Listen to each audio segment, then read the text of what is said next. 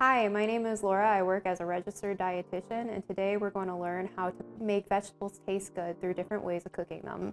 So right now I have asparagus, and I'm going to clean it and then take the ends off of it, because that's part of preparing it.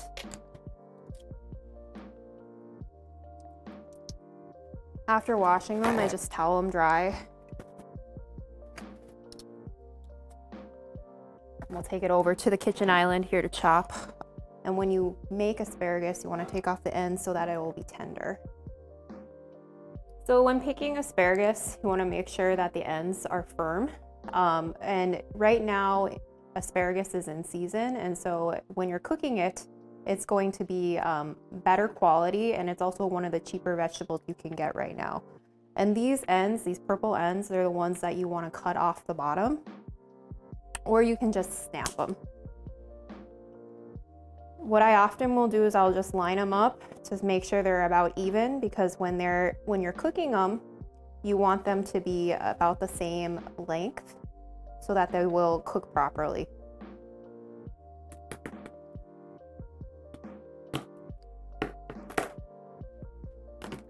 And just like that, the ends come off. So now there's a couple ways you can prepare asparagus. You can steam it, you can saute it, you can roast it, and today will be a few different ways to prepare asparagus. So one of the ways I prefer to prepare it is to roast it. And when you're roasting it, what you can do is you can get a pan and line it with parchment and then stick it in the oven. You can use a cast iron pan for this, or you can use a baking sheet. What we have here is a cast iron pan. You just line it with a baking sheet. When you use a baking sheet, it helps minimize the cleanup. And you just want enough to fill the pan to make sure you can evenly space them out. Because when they're close together, they won't cook well. And when you're about to bake, you can use about 2 tablespoons of the olive oil. About a capful is about a tablespoon. And so you can just pour it into the cap and then just drizzle it.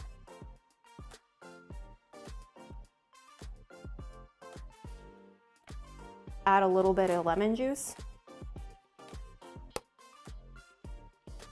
A couple squirts. If you've got clean hands, you can just toss it right on the pan.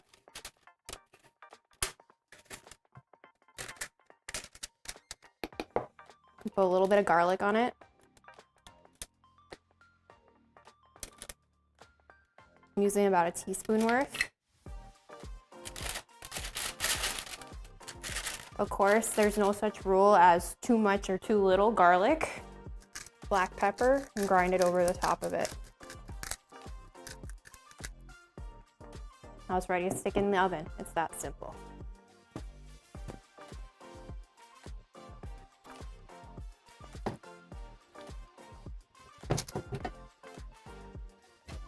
And I like to put it in the mid tier, because that way it's not too high up, it's not too low, and then the heat, it gets evenly distributed. And what will happen when you roast it, it will have that caramelization of the garlic and the lemon juice and the asparagus, so the ends will get nice and crispy. It's just another way of cooking it. Of course, the sautéing or steaming is a better way to retain those nutrients, but what's most important is that you find a way to eat vegetables that taste good to you, that helps you to make healthier habits. Bake it at 425 for about 12 minutes. Look at that. I got some beautiful asparagus. It didn't take much. It only took about 12 minutes in the oven.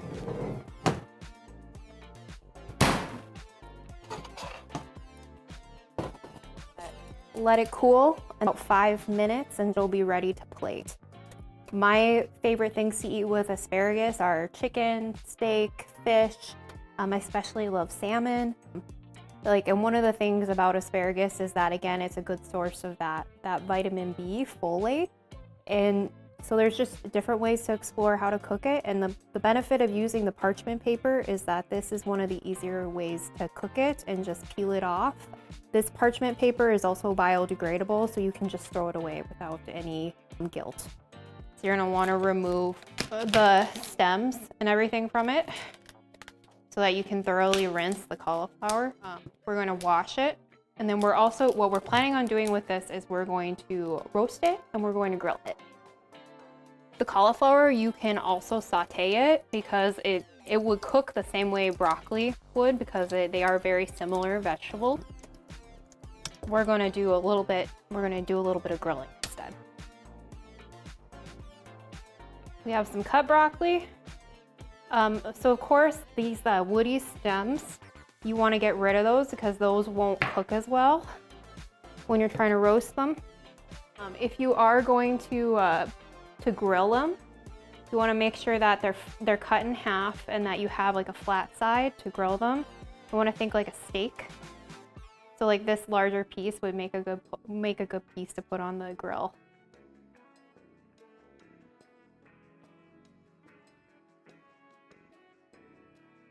Brought up grilling because I'd heard from some people that they don't necessarily like the texture of roasted cauliflower or other roasted vegetables. Like grilled vegetables quite a bit because it has that savory flavor to it. So it's just another way to try vegetables in a new way. If you're just not someone who likes them, this is a great way to introduce yourself to them. And all you need is a little George Foreman, and then all it will take is about 12 minutes to cook if it's already been started and it's hot. So this is just some grilled cauliflower, help with minimizing the mess. I would recommend you add your garlic and your olive oil afterwards to just help with that stain and to make sure you clean your grill right away. Now I'm going to take this cauliflower and I'm just going to toss it with some olive oil and some garlic and some lemon juice.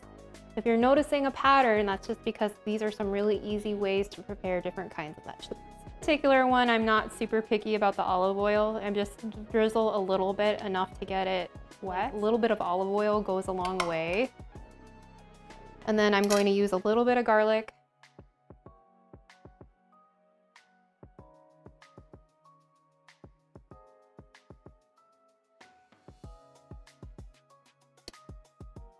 So kind of stir it up. And for other options, and then we have garlic powder. If you want a little bit of a stronger flavor, you can do a little bit of lemon juice. Just a little squirt over it. It doesn't take much. If you are feeling adventurous, you can add some paprika, or you can use this is Dash table blend that's used to serve like ready to eat food. I'm feeling a little spicy, so I'm gonna add some of that. And it's ready to eat. We talked about before how with the pan roasting, you want the smaller florets. So I'm cutting these a little bit smaller. Just think about how they come in the pre-sliced bags. They don't really have the woody stems on them. And so they should look like that, just the little heads cut off, or the little stalks cut off. If you're not someone who is used to eating vegetables, cutting them into bite-sized pieces can make them a lot easier to chew and to get used to the texture. For kids, it takes 7 to 8 times to get used to a new food. The research on adults and food aversions, but if I were to take an educated guess, I would bet it takes adults as many times to try new foods. Again, if you're just not someone who's used to eating vegetables, just look at different ways of cooking them and see which ones you like better. My favorites are the steaming, the sauteing, and the grilling. And then I like certain things like asparagus oven roasted, but I may not necessarily like those steamed. So there's just different ways to cook vegetables that you'll find that you'll like them. But I like spinach sauteed, so that's just an example.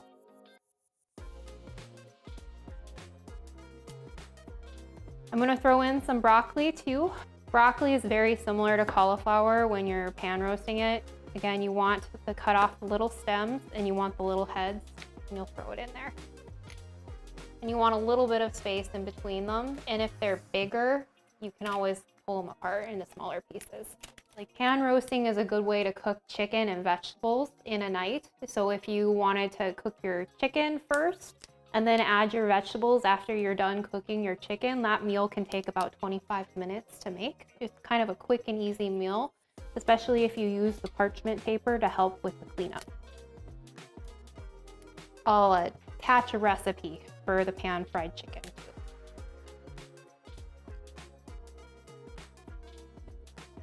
So now we'll add some olive oil, and I'm gonna change things up a little bit. We're gonna do some garlic powder and paprika in addition to the olive oil and the lemon juice.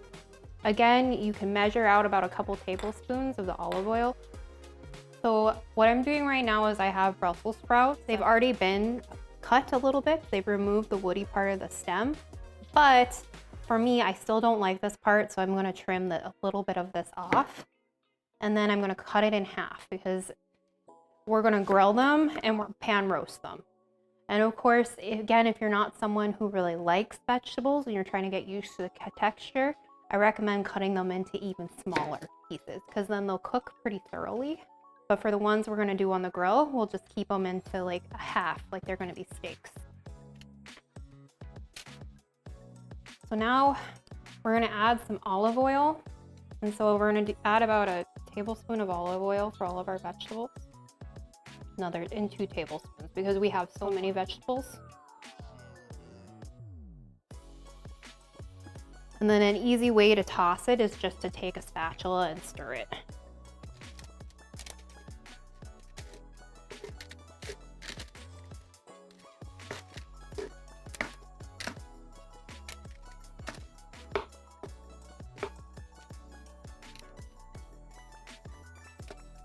Before I roast my vegetables, I always add my garlic and my lemon juice before I roast them because I have the parchment paper, so it's not going to stain the pan if I add the lemon juice directly onto there. You can also cut a lemon wedge if you're feeling adventurous. But again, if you're someone who's just getting used to cooking, it's okay to just do a little spray of lemon juice over the top. And when I say spray, I mean just kind of lightly drizzle it all over all of the vegetables. And then you can add a teaspoon of garlic. But if you really love garlic, just add a lot.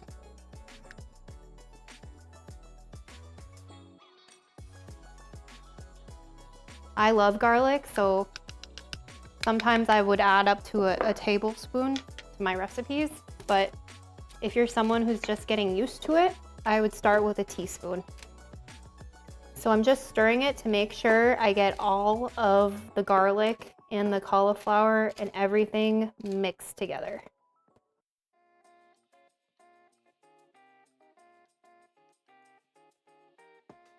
We'll add a little bit of pepper and a little bit of garlic powder. You can measure it and do about a teaspoon, but a lot of cooks, they just drizzle it over. I'm gonna add just a tiny bit over the top, just a sprinkle. And then I'm gonna do a sprinkle of paprika. And then I'll do some pepper.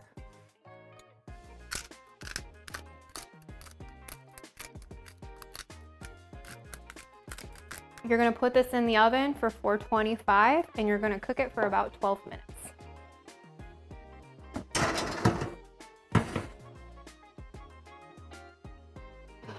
So when you're baking, sometimes things don't always go according to plan. So this was supposed to take about 12 minutes, but it ended up going for 20. And with a practice eye, you get used to just looking for the things like the slight browning at the edges. And that's how it goes with cooking, is you just gotta keep an eye on what you're cooking and what you're doing. And so if you combine vegetables, sometimes some take a little bit longer to cook than others. And when they're spaced closer together too, they take a little bit longer to cook as well. This still looks delicious and I'm ready to try it.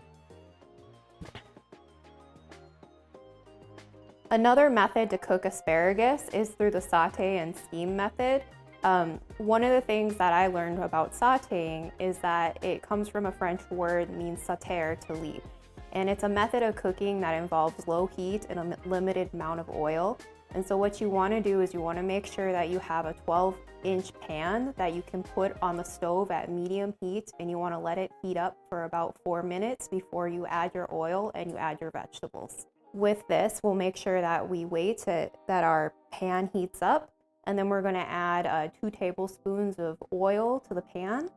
And then we're gonna make sure to coat the pan, and then we'll add the vegetables. One of the benefits of sauteing is, since it is a low heat, low oil method, it retains most of the nutritional value of the vegetables that you're cooking. There are some vegetables like spinach that when you cook them, they have more vitamins that are available, like beta carotene, vitamin K, and vitamin A.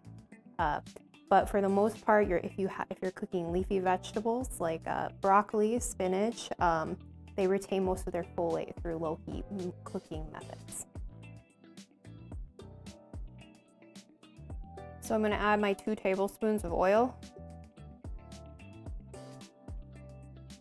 Now that the pan is heated up, I'm going to coat it just by tilting it. Make sure the oil is evenly distributed across the pan. And we're going to add the asparagus.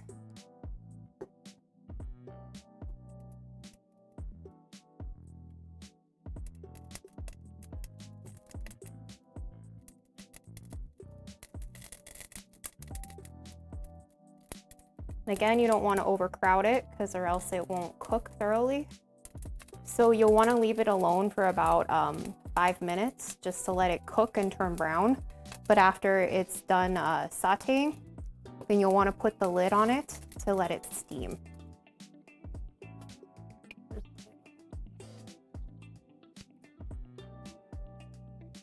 At this point, you can add some garlic and some lemon juice to toss with it. This is one way to make less of a mess in your pan, because when you add the lemon juice and the garlic while it's cooking, it's more likely to leave a stain.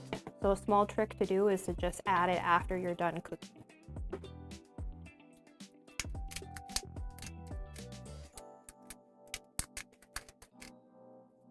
You can add as much pepper as you want to taste, and then like a few squirts of the lemon juice. And of course, you can use a fresh lemon too. If you're new to cooking, it's perfectly okay to just use a store-bought lemon juice. And then, of course, we're back to our garlic.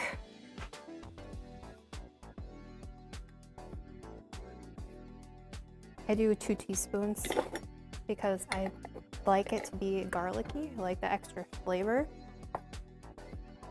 Of course, you can use good old salt and pepper, but if you're doing low sodium cooking, practicing with other spices is a good way to familiarize yourself with a lot of different flavor.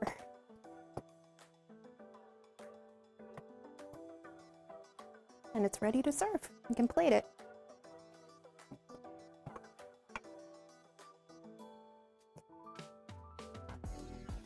That's one of the quickest ways to cook asparagus, is to saute and steam. And of course, all you have to do is rinse out your pan. And it's relatively easy cleanup, and no scrubbing involved because there's no stains. Before you cook with your vegetables, you always want to make sure you rinse them to get rid them of any debris or any germs they acquired from them being out in the store before they came to your house.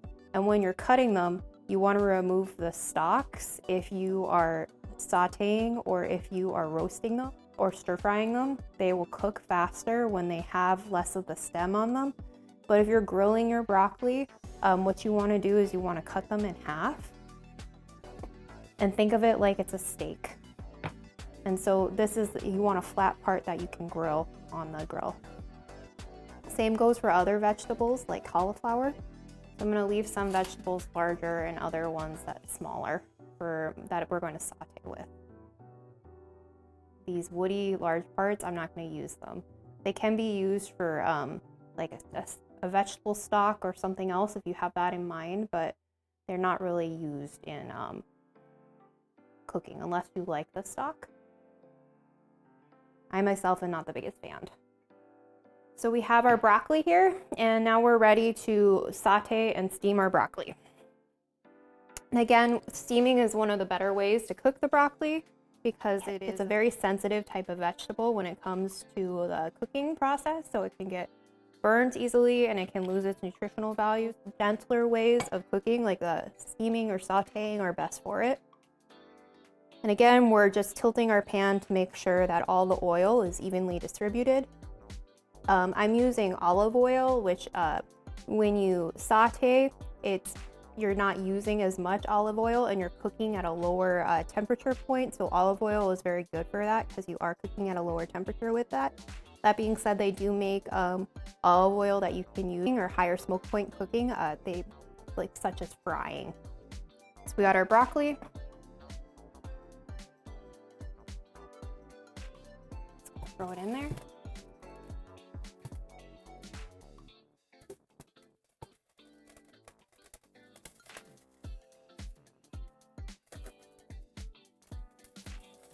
Of course, you can add garlic and lemon juice now, but I like to wait until afterwards just to help alleviate that mess and prevent my pan from being stained. You're just gonna leave it alone for about 5 minutes and then you'll come back and stir. When it starts crackling like this, I just move it around so it doesn't burn. Lower heat cooking, so you wanna make sure that that heat is evenly distributed across the pan and doesn't just concentrate in one area. And as the broccoli starts getting done, it'll turn a brighter green. So now I'm gonna remove it from the heat. You can add about a tablespoon of water to it to help with the steaming process.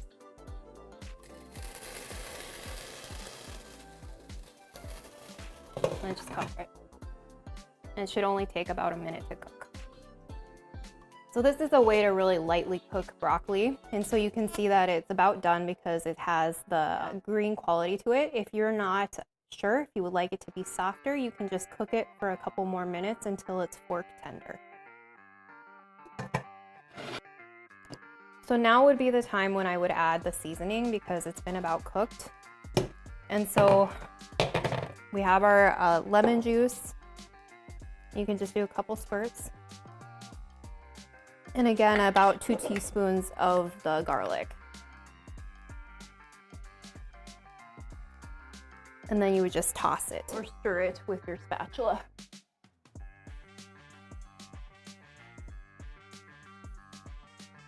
Of course, there's other ways to season it as well. Some of my favorite seasoning blends are the lemon pepper and then the everything bagel seasoning. With the lemon juice and the garlic and the olive oil, it just makes the flavor of the broccoli pop.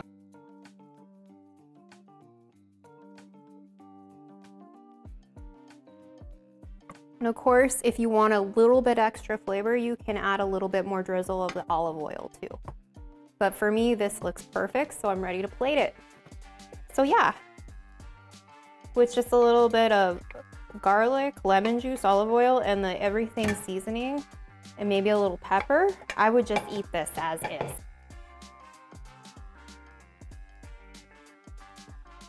There you go.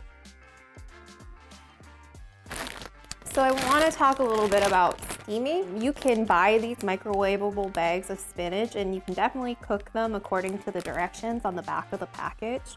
But if you want to level up your seasoning abilities with your spinach, you can always saute and steam them with using this pan here. I usually recommend about a 12-inch pan for sauteing. Or if you just want to steam it in the microwave, you can always just use like a regular bowl with a little bit of water in the bottom of it. And then you just cook it for about 3 minutes. You let it stand for about a minute. And the important thing is you want to make sure it's covered while it's cooking for 3 minutes in the microwave. And then you let it stand covered for about a minute.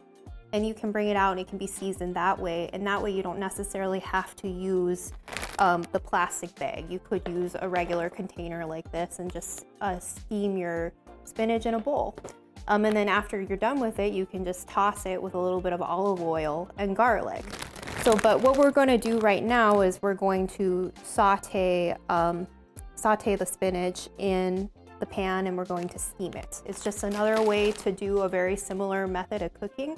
And again, sauteing and steaming are some of the best ways to cook vegetables just because it helps retain the nutritional value. Though when you do cook spinach, it helps make the beta carotene and vitamin K more biologically available in it. So there's different benefits to cooking them. But I would say with spinach, like the only way you should cook it is saute it because it wilts so quickly and it doesn't take very much to cook it. So we'll heat up our pan. You want to heat it up on the stove for about 4 minutes on medium heat before you add oil or your vegetables. Just going to add my 2 tablespoons of olive oil, and you can use the cap. Just a quick way to do it.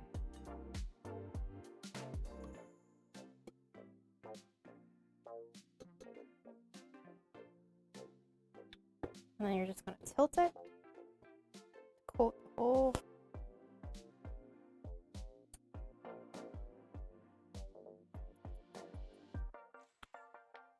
Just want enough so that most of it is covered. Look at that. It's nice and shiny on the bottom of the pan. And then next we're going to add the cloves. And so you're going to leave that in for about 2 minutes. Just let it saute. So you want to cook this on medium-high heat for at least 2 minutes or longer until it gets browned. And then you want to make sure it's still on a medium heat when you add your spinach because you don't want to fry it. Your spinach is going to cook fast and it will wilt quickly. So we're going to add the spinach.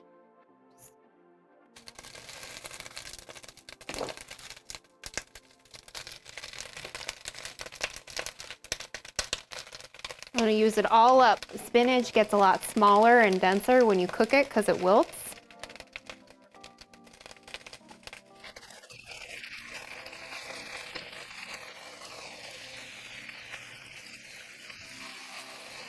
I'm just stirring it to make sure that all the leaves are evenly distributed and that they get the oil. I'm going to toss it a little bit. Just stir it in so it gets in touch with the oil and the garlic. Let's check on our spinach. That looks pretty dang good. I'm now going to add my minced garlic and then my lemon juice.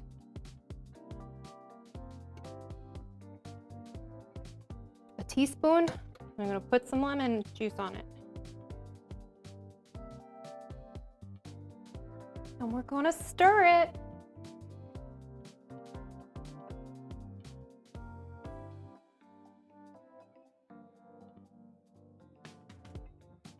So if you're not used to eating garlic, you don't have to eat the whole cloves. You can take them out. But this is ready to eat. It's ready to plate. So this is on a busy night when you just need something quick and easy to cook, you can just do some sauteed spinach. Again, it's a recipe that takes about 10 minutes to make. You saute and then you steam it for about 1 to 3 minutes. Plate it.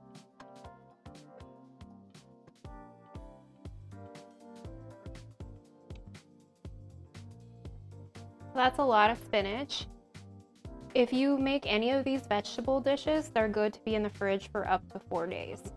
So some of them, like the spinach, will freeze better than others. Say like the Brussels sprouts and the cauliflower, they'll probably get pretty watery and mushy.